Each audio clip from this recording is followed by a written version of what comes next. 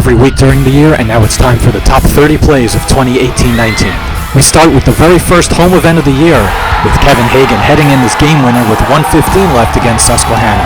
Great goal and great celebration, and the men's soccer team got to end the year with a celebration too, as Josh Bordwick scored this golden goal in double overtime at Washington to walk off the season.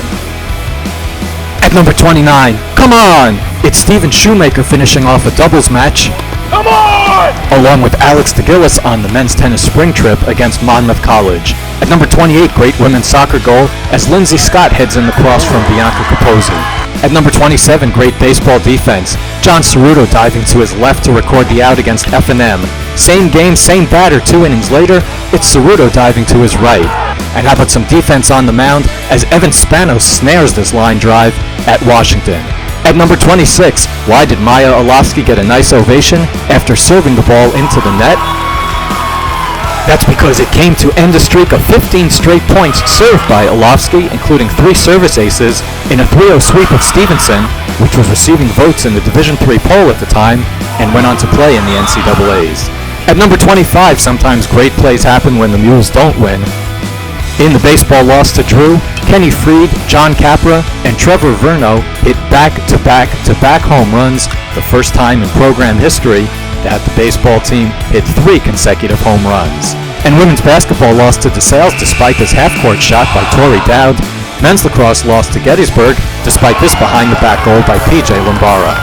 At number 24, the football team scored 6 non-offensive TDs during the season. Here are 2 of them. Brian Ragusia with the scoop and score against Thomas More, and John Washington with this insane interception return for a touchdown against McDaniel. Washington's still on his feet. Washington is going to take it to the house. At number 23, 2 great goals by women's lacrosse seniors. First, it's Amanda Tulo stealing the ball from the Swarthmore goalie and scoring for her 200th career point. And then it's Emma Carmody against Bryn Mawr, scoring a goal while falling to one knee. At number 22, how do you get to be Centennial Conference Defensive Player of the Year? In women's basketball for Sara Dilly, it was by getting steals. She led the Centennial Conference with 61 of them. And in softball for Genna Cicchetti, it was by preventing steals. She led the Centennial Conference with 11 runners thrown out attempting to steal. And how do you get to be Centennial Conference Rookie of the Year? At number 21, it's by going behind the back.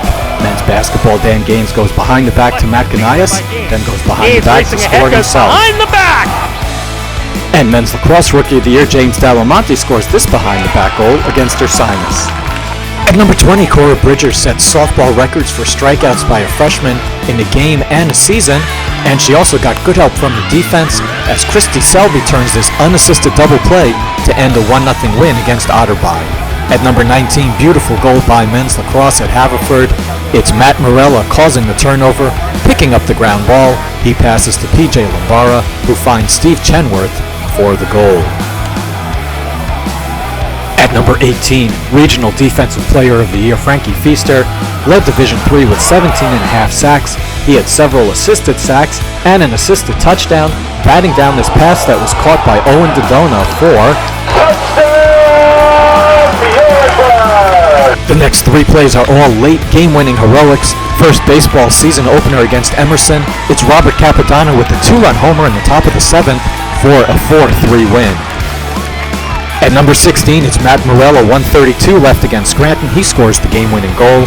And at number 15, Tara Zawalik with 13.1 seconds left, the winning basket against Moravian. At number 14, how did Michael Natkowski set a school record with 31 touchdown passes?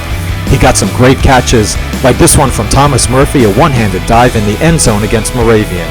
He also had some luck, as this bad snap comes right back to him on one hop, and he finds Nick Ugarte for the touchdown.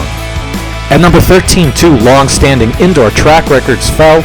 In the pole vault, Zach Lill broke a 17-year-old school record, and in the triple jump, Corrin Ferrizzi broke a 15-year-old school record. Ball batted out towards midcourt and picked up by the Mules. It's Moriali, throws it down with the right hand. That'll be on a highlight reel tonight. It was on a highlight reel that night, and now it's at number 12 on Plays of the Year, along with these other dunks by Eric Werheim, Nate Henty Brown, and another one by Michael Moriali. At number 11, it was a season of milestones for two volleyball seniors. Here's Kelly Tornetta recording the 1,000th kill of her career in a win against Haverford. It was assisted by Shannon Hubert. Along with these other Muhlenberg kills, Hubert finished her career as the Mules' all-time leader with 3,653 career assists. And we move into the top 10 with some great saves.